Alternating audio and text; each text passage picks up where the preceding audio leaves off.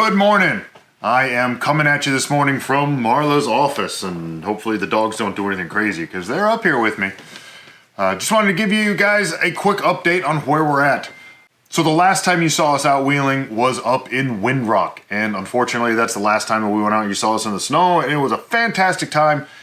Since then we have been just crazy busy with personal life, doing other things. You've seen we're working on the trailer and doing all kinds of stuff. Well, yesterday I sold the trailer. This weekend is going to be a little bit of preparing, or this weekend or over the next week or two, something like that, will be preparing the pickup truck. I believe the Ram we're going to go ahead and sell that.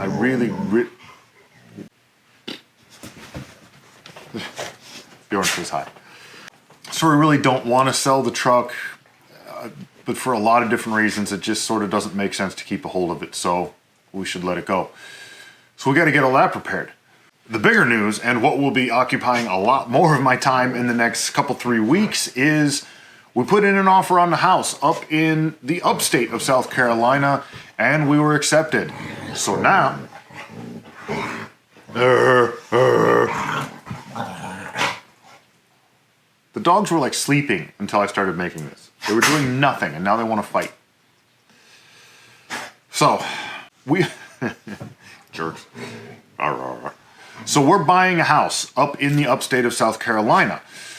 What does that mean for you guys? It means you guys are going to get a whole lot more content. I'm going to be so much closer up to the trails and up in the mountains that, you know, at pretty much any point we can say, hey, it's Saturday morning, well, let's go get lunch and let's go run the trail, and we can be home by that night. And so we're going to be able to put together a lot more videos. We're going to be able to go to different places and go a lot farther, and I am super excited about that. What does that mean for me in the next couple, 3 weeks? I got to sell this house. So we have to prepare, clean, get everything ready to go, list the house and get it sold so that we can match the closing date on our new house with the old house, because we can't have two at the same time. The house that we're in right now is a fairly nice house. The market is nuts right now, so I don't think we're going to have any trouble selling it. So that's going to be that. But unfortunately, that means this weekend, probably next weekend, whatever, for the next few weekends, I'm not going to be able to just pack up Janky and just head off into the mountains and go wheeling. And I'm not happy about that, but I'm really happy to be getting this new house. You guys just want to shut up? I mean, just for a minute. Just for a minute. I'm getting nowhere. So I'll just leave you with that for now. We're going to keep getting you quick updates. I'll make some videos like this weekend on the Ram. I have to replace the air conditioning compressor because for whatever reason it's dead, and I have to rebuild the front seat because they'll get that little hole like right on the seat where your butt drags in and out, like when you get. And so I've got new foam and a shut up. So I've got new foam and a new cover or whatever. So I'll be getting that ready to go so it's in good shape as it can be to sell that off. And now that I'm done with the video, you guys are done, huh? Thank you. So for now, I'm going to leave you with a little bit of footage of a couple weeks ago. Jay came through. I was working on the trailer, and Jay says, oh, I want to cut the bumper off my truck. So he came in and he did a Viper cut on the front of his Tacoma. I'm sure you guys know what the Viper cut is. You've seen it before. So here's just a couple minutes of us being silly and cutting bumpers off a Tacoma. So thank you for watching. We've got lots and lots of more content coming at you with the new house. It's just going to keep getting better. So make sure you subscribe if you haven't already. Click the like button. It really, really helps us out. And we'll see you again soon. So Jay is here. And you can see from the tape, we are more death wheel. We are doing a Viper cut. All right. Up and over. Give it a little bit more clearance. I think mainly it's just this fender liner that typically you rub on, but we're just gonna cut this off because I'm getting a front bumper in a month anyways. We'll cut all the way up to here, so it doesn't have to be perfect, but as long as it gives me a little bit more clearance, because I'm throwing on some meatier tires here in the next 2 days. Yeah, well, you can see we already used a hole saw and cut a hole there so that we can connect everything and it'll have a nice smooth curve to it. And then we're going to adjust his coilovers to give him just a tiny bit more lift, because this idiot's going with 35s because he thinks he needs to be cool. He's already got like one of the most bitchin' trucks on the planet, and he's like, oh, 35s. Listen, if these 33s would have been as wide as the KM3s, I would have been fine. They're a little bit more narrow, but, you know. Small dick problems. In a Tacoma, all right? That's right. All right. It's never been said about anyone in a Tacoma.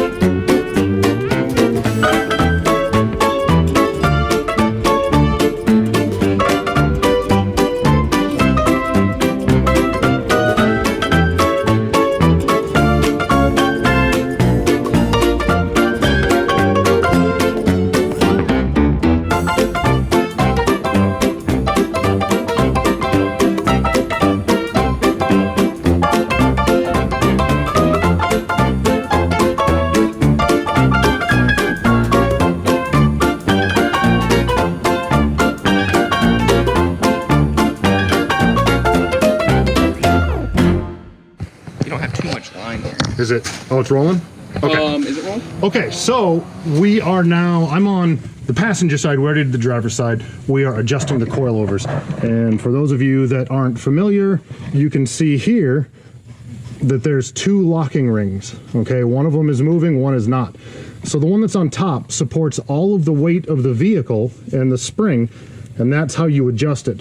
This bottom one is just a lock ring. So all you have to do to adjust these things is just back this off a little bit so that it's not holding the two together. And then you turn this and you can see the threads on the body of the shock, and that will raise this spring perch upward and compress that spring, giving you a higher spring rate. So when you adjust it, all you have to do is just back this one off so that it's not jam nut holding it, and then start pushing really hard. Okay. This is going to be fast forwarded with no sound, so you guys can keep talking if you want.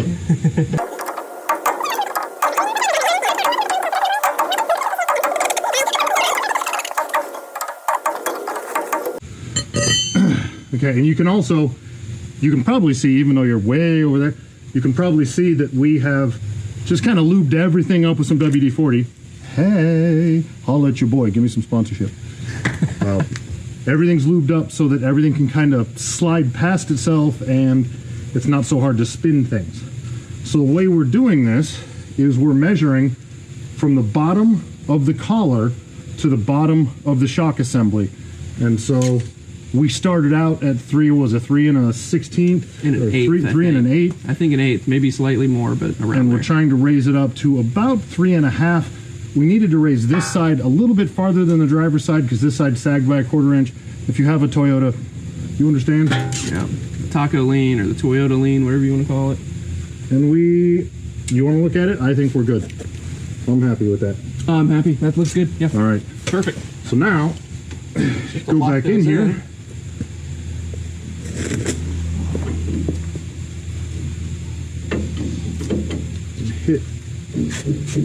Hit that lock nut. Hit that bomb. You don't know that. You don't watch Stern. No. Hit that bomb. Boom, and now we're gonna death wheel cut this side. You'll see what it looks like when it's done. Hey. All right, so hopefully you can see my GoPro is dying. We're measuring here. We raised it in the front about 3/4 of an inch. Okay. Which is good. But granted, it's probably gonna settle again because I only rode around the block. Came out looking awesome. I think it's gonna be great. And my GoPro is dying, so we gotta say, see ya. See you, YouTube.